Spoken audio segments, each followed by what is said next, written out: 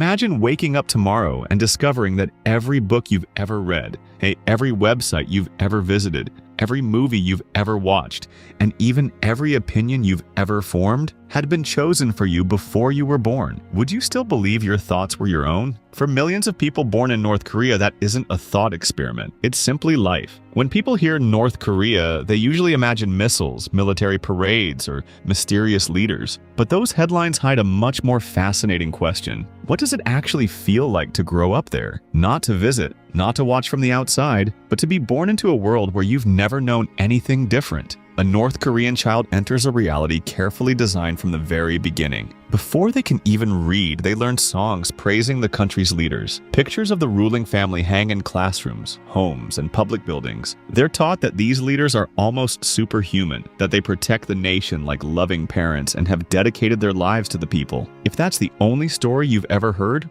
why would you doubt it? Think about your own childhood. You didn't personally verify that the Earth revolves around the sun.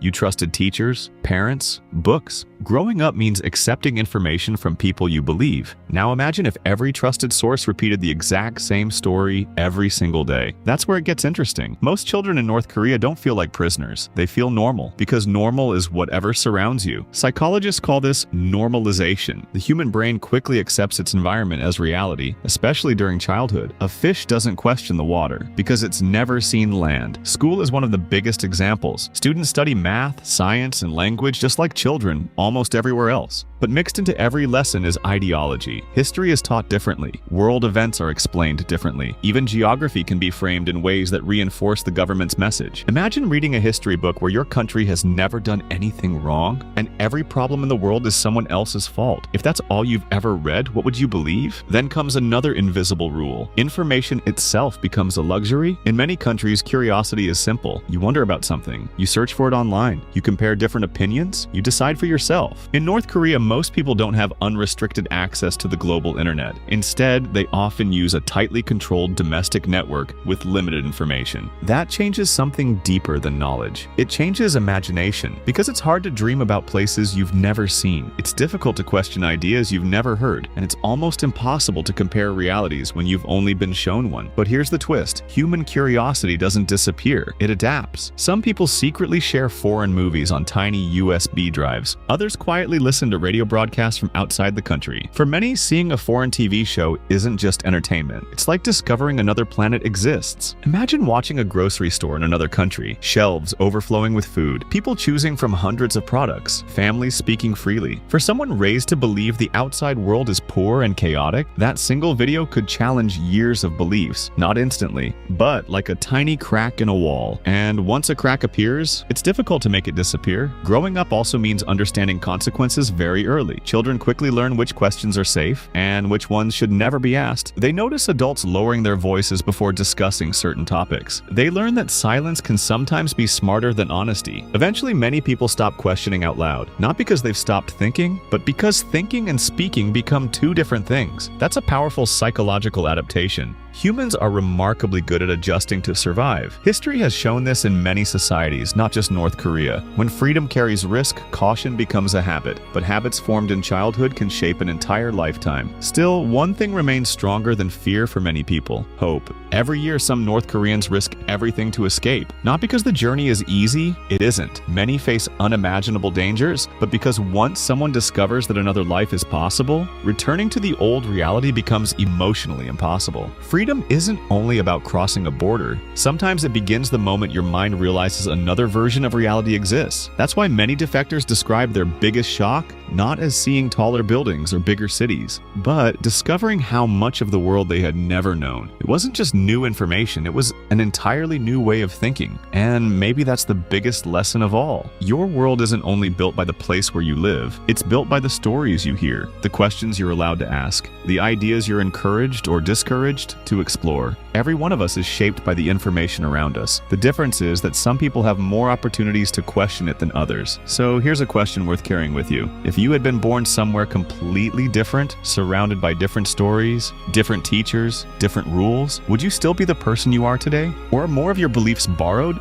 than you ever realized?